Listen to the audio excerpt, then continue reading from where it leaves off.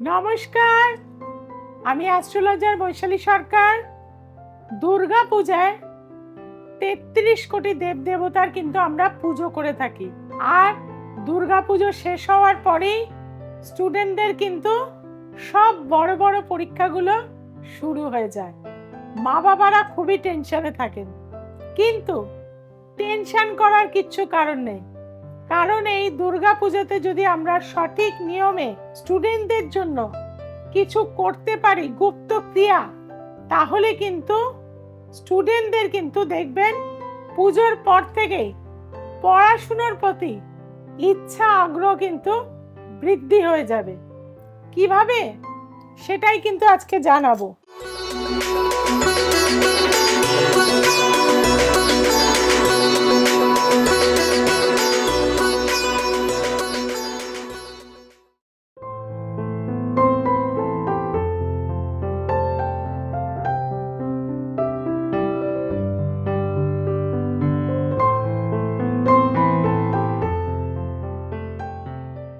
প্রথম কথাই বলবো যে ষষ্ঠীর দিন সকালবেলা স্নান করে উঠে একটা পানের মধ্যে একটা ছোট্ট এলাচ নেবেন, নিয়ে সেটিকে মা দুর্গার কাছে নিয়ে যাবেন এবং 28টি দুব্বা একটি হলুদ সুতো দিয়ে বাঁধবেন, বেঁধে পানটার মধ্যে দিয়ে দেবেন, দিয়ে সেটা মায়ের চরণে আপনার সন্তানের পড়ার কামনা করার জন্য দেবেন। এইভাবে ষষ্ঠী, সপ্তমী, অষ্টমী, নবমী এবং দশমী পর্যন্ত এই ক্রিয়াটি করবেন। দশমীর দিন যখন ঠাকুরকে আমরা বিসর্জনের জন্য নামাবো, আপনি একটা কাজ করতে পারবেন, সেই পান পাতার উপরে আপনার সন্তানের নাম এবং গোত্র অবশ্যই লিখে রাখবেন এবং প্রতিদিন যে পান পাতাগুলো সেখানে থাকবে মায়ের পায়ে, সেই পান পাতাগুলো আপনি নিয়ে আসবেন। নিয়ে এসে তার সাথে 108টা যে আমরা পদ্ম ফুল দিই, সেই পদ্ম ফুল একটা নিয়ে আসবেন। ও যেখানে পড়তে বসে সেই পড়ার টেবিলে সবুজ একটি কাপড়ে বেঁধে আপনি ঠাকুরের উদ্দেশ্যে প্রে করবেন, যেন ওর মনোসংযোগ বৃদ্ধি পায়। কারণ প্রচুর বাবা মারা আসেন আজকাল সন্তানকে নিয়ে প্রচন্ডভাবে ডিস্টার্ব, কারণ মানসিক চঞ্চলতা, কি ছোট ছোট সিলি মিস্টেক করে যাচ্ছে, কোনোভাবেই পড়াশোনায় মনোসংযোগ করাতে পারছেন না, প্রচুর টিউশনি দিয়েছেন কিন্তু আলটিমেট লাভ কিছুই হচ্ছে না, নাম্বার 0 আসছে। কাজেই যারা এই প্রবলেমে ভুগছেন তারা এই ক্রিয়াটি কিন্তু অবশ্যই করবেন। এবং দুর্গাপুজোর অষ্টমীতে যে যজ্ঞ হয়ে থাকে, সেই যজ্ঞে বা নবমীতে যেখানে যজ্ঞ হয়ে থাকে, সেই যজ্ঞে যদি আপনার সন্তানের উদ্দেশ্যে কি করবেন না, 28টা পান পাতা, তাতে কিন্তু আপনি মধু লাগাবেন, একটু হলুদ লাগাবেন এবং একটা করে হর্তুকি দিয়ে আপনার যে মনের কামনা, কারণ সেখানে মা সরস্বতী আসে, মা দুর্গাও আসে, মা লক্ষ্মীও আসে, প্রত্যেকের উদ্দেশ্যে সর্ববাধা বিনির্মুক্ত, ধন ধান্য সুতান্বিত, মনুষ্য মত প্রসাদেন ভবিষ্যতি ন সংশয়, এই মন্ত্রের দ্বারা একটা একটা করে যজ্ঞেতে দেবেন। এবং যজ্ঞ যখন নিভে যাবে, একটি মাটির ঘট নেবেন, সেই মাটির ঘটে যজ্ঞের যে অ্যাশটা থাকবে, ছাই থাকবে, যদি সেই সময় ঠাকুরমশাই নিতে দেয় ভালো, না হলে দশমীর পরে যখন সেটি জলে বিসর্জন দিতে যাবে তার আগে আপনি মাটির ঘটে কিন্তু সেই অ্যাশটি ভরে নেবেন এবং নিয়ে আপনার যে সন্তান যেখানে পড়তে বসে সেই পড়ার টেবিলের উত্তর পূর্ব কর্নারে অবশ্যই সেটা কিন্তু হলুদ কাপড় দিয়ে মুড়ে মুখটি বেঁধে নেবেন, দিয়ে কিন্তু রেখে দেবেন। খুবই মিরাকেলি কাজ হয়।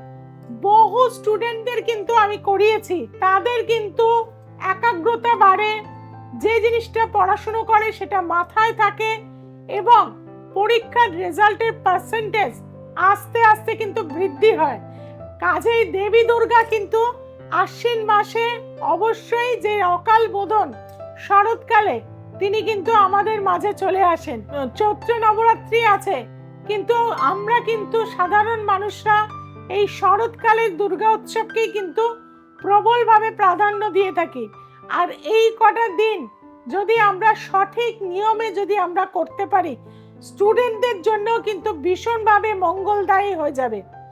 আর একটা জিনিস বলবো, যাদের ক্ষেত্রে দেখবেন যে খুব চঞ্চল, কোনোভাবে মন স্থির হচ্ছে না, পড়তে বসছে উঠে পড়ছে, কোনোভাবেই আপনি তাকে বসাতে পারছেন না, রাফ কথা বলছে, কোনো কথা আপনার শুনতে চাইছে না, পড়াশোনা একদমই করতে চাইছে না, বই খাতার ধারে কাছে যাচ্ছে না, যে সমস্ত স্টুডেন্টরা রয়েছেন তাদেরকে বলবো যে আমাদের যখন দেবী দুর্গার পূজা হয়ে যাবে, যখন দশমী হয়ে যাবে, যে সময় আমরা দেবীকে জলে দেব, সেই সময় কিন্তু যখনই আমরা মূর্তি কিন্তু জলে বিসর্জন দিই, সেই সময় জলও কিন্তু ওপর দিকে উঠে আসে। আর সেই জল কিন্তু আপনাকে ধরে নিয়ে আসতে হবে। আপনার সন্তান প্রতিদিন স্নানের পরে আপনি সেই জলটা ওর মাথায় শুভ কামনা করে নম দুর্গে দুর্গে রক্ষণী রক্ষণী স্বাহা এই মন্ত্র বলে অবশ্যই ব্রহ্ম তালুতে একটু করে ছিটিয়ে দিন।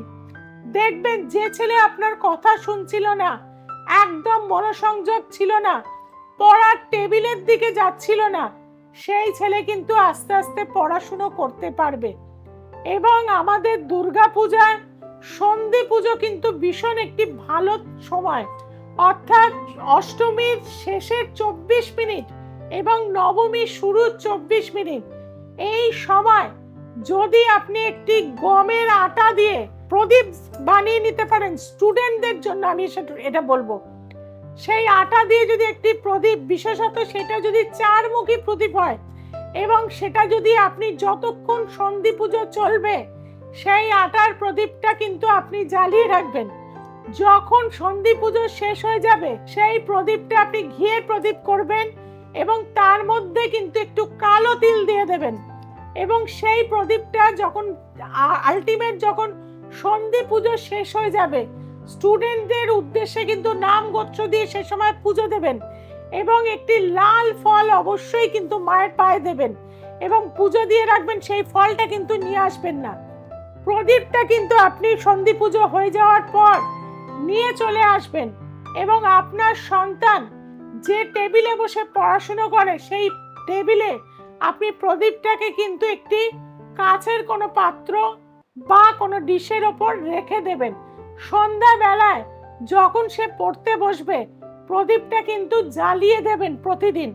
দেখবেন আস্তে আস্তে প্রদীপের শিখা যেরকম উন্নতির দিকে নিয়ে যায়, আপনার সন্তানেরও পড়াশুনো করার ক্ষেত্রে তার ইচ্ছা, আগ্রহ এবং কোয়ালিফিকেশন আস্তে আস্তে কিন্তু বাড়বে। যারা কম্পিটিটিভ এক্সামে বসছেন, নিট দিচ্ছেন, জয়েন্ট দিচ্ছেন, কিন্তু ভালো র্যাঙ্ক কোনোভাবেই আসছে না, তাদের ক্ষেত্রেও বলে থাকবো যে দশমীর দিন এক দামে সিদ্ধি পাতা কিন্তু কিনে আনবেন, এবং সেই সিদ্ধি পাতা মা দুর্গার চরণে আপনি দিয়ে সমস্ত ঠাকুরের চরণে কিন্তু একটু একটু দেবেন, দিয়ে তার থেকে একটু পুষ্প, শুকনো পুষ্প এবং সিদ্ধি একত্রে কিন্তু একটি সাদা কাপড়ে বাঁধবেন, তার সাথে কিন্তু একটু ভর্তুকি, একটা সুপারি, একটা গাঁঠ হলুদ একত্রে বেঁধে আপনি কিন্তু আপনার পড়ার ড্রয়ারে রেখে দেবেন। যে কোনো কম্পিটিটিভ এক্সামে যারা যেতে চাইছেন, দিতে চাইছেন, সাকসেস পেতে চাইছেন, তাদের প্রত্যেককে বলবো সেটা কিন্তু পরীক্ষার হল পর্যন্ত নিয়ে যাবেন। পরীক্ষার হলে হয়তো নাও অ্যালাউ করতে পারে, কিন্তু পরীক্ষার ব্যাগটা যেটা নিয়ে যাবেন সেটার মধ্যে নিয়ে যাবেন। দেখবেন এতদিন পর্যন্ত আপনি যে অসফল হচ্ছিলেন সেই অসফলতা কিন্তু আপনার দূর হয়ে যাবে, এবং আপনার জীবনে কিন্তু নতুন সূর্য উঠবে, ভালো র্যাঙ্ক করবেন। পড়াশোনার ক্ষেত্রেও কিন্তু দেবী দুর্গার আশীর্বাদ আমাদের প্রত্যেককে কিন্তু নিতে হয়, এবং মহালয়ের দিন থেকে সারাটা বছর স্টুডেন্ট যারা রয়েছেন যখনই কিন্তু পূর্ব দিকে বা উত্তর দিকে মুখ করে পড়তে বসবেন, একটি খাতা বা ডায়েরি মেনটেন করবেন। প্রতিদিন সেখানে কিন্তু নম দুর্গে দুর্গে রক্ষণী রক্ষণী স্বাহা লাল কালি দিয়ে কম করে 28 বার সেখানে কিন্তু লিখবেন। এইভাবে যদি আপনারা ডিসিপ্লিনে এই ক্রিয়াগুলো দুর্গা পুজোর সময় করতে পারেন, তাহলে দেখবেন আপনাদের জীবনের কেরিয়ার গ্রাফ অনেকটাই কিন্তু উন্নত হয়ে যাবে। আর বহু স্টুডেন্ট সারা বছর আমার কাছে আসে, যাদের আসে তাদেরকে কিন্তু আমি অবশ্যই মায়ের বিশেষ অর্ঘ্য কিন্তু দিয়ে থাকি। যারা নিতে চাইছেন বা দেখাতে চাইছেন, এখন থেকে কিন্তু অবশ্যই যোগাযোগ করবেন, নাম গোত্র দিয়ে যাবেন। এবং আমি এই দুর্গা পুজোর সময় নবরাত্রি করি, সেই সময় আপনাদের উদ্দেশ্যে কিন্তু আমি অর্ঘ্য করে থাকি, যে অর্ঘ্যের মাধ্যমে আপনারা কিন্তু ভালো রেজাল্ট করে থাকেন। এটার জন্য কোনো মূল্য কিন্তু লাগে না, শুধুমাত্র আপনাদের নাম গোত্র হোয়াটসঅ্যাপে কিন্তু দিয়ে দিতে হয়, এক কপি ছবি দিতে হয়। যারা চাইছেন পুজোর আগে আমার সাথে যোগাযোগ করতে, বা দূরে যারা রয়েছেন বা দূরে রয়েছেন কিন্তু এই সময় পুজোর সময় কলকাতায় এসছেন, তাদের ক্ষেত্রে বলে থাকবো, আমাকে যোগাযোগ করতে গেলে নিচে যে ফোন নাম্বারগুলো যাচ্ছে সেখানে কিন্তু অবশ্যই ডায়াল করে নিন। কোন সময় আমি কোথায় রয়েছি, বাড়ির চেম্বারে আছি কিনা, সেটা কিন্তু আপনাদের যদি খুব এমার্জেন্সি হয় আমি অবশ্যই দেখে দেবো, কারণ আমি নবরাত্রি করি, আমি বাড়িতেই থাকি। কাজেই যারা চাইছেন কনসালটেন্সি করতে, দূরের বন্ধুরা অবশ্যই যোগাযোগ করবেন। আর যারা চেম্বারে আসতে চাইছেন, দুর্গাপূজার পর থেকে কিন্তু দিল্লি, বম্বে, ব্যাঙ্গালোর, আগরতলা, গৌহাটিতে কিন্তু চেম্বার থাকবে, শিলচরে চেম্বার থাকছে। তাছাড়া নর্থ বেঙ্গলে শিলিগুড়ি, কৃষ্ণনগর, বহরমপুর, মালদাতে কিন্তু আমাকে পাচ্ছেন। এছাড়াও কলকাতার বিস্তীর্ণ চেম্বারে অর্থাৎ হাওড়া, ব্যারাকপুর, বেহালা, গড়িয়াহাট, বিভিন্ন চেম্বারে কিন্তু আমাকে পুজোর পরে আপনারা পেয়ে যাবেন। এবং যারা দুর্গা পুজোয় হয়তো করাতে পারলেন না কাজ, বা আগে হয়তো দেখিয়েছেন, প্রতিকার প্রতিবিধান এখন করাতে চাইছেন কালী পুজোতে, কারণ এই বছরের শেষ হচ্ছে কিন্তু দীপান্বিতা অমাবস্যা। আর এই দীপান্বিতা অমাবস্যাতে যারা জীবনের অন্ধকারকে আলোতে পরিণত করতে চাইছেন, তাদেরকে বলবো এই সময় অবশ্যই যোগাযোগ করে নিন। সবাই খুব ভালো থাকবেন, শারদীয়া দুর্গা উৎসব অবশ্যই ভালো কাটাবেন, এবং প্রত্যেকে পরিবারের সাথে কাটান।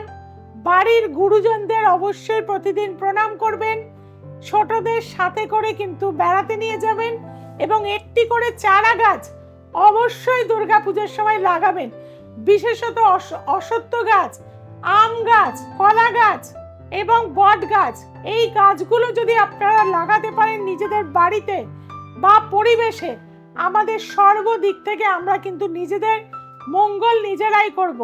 কাজেই যারা চাইছেন আমার সাথে যোগাযোগ করতে, কারণ আপনারা জানেন বৈশালী সরকার মানেই কিন্তু চ্যালেঞ্জ গ্যারান্টি রেমেডি। যারা সাকসেস হতে চাইছেন একবার আসুন, অবশ্যই কিন্তু সাকসেস পেয়ে যাবেন। আজ এই পর্যন্ত, সবাই খুব ভালো থাকুন, সবাইকে খুব ভালো রাখুন। নমস্কার।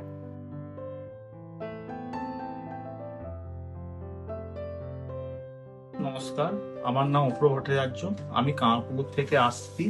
আমি আমার দিদিকে দেখিয়ে অনেক কাজ পেয়েছি।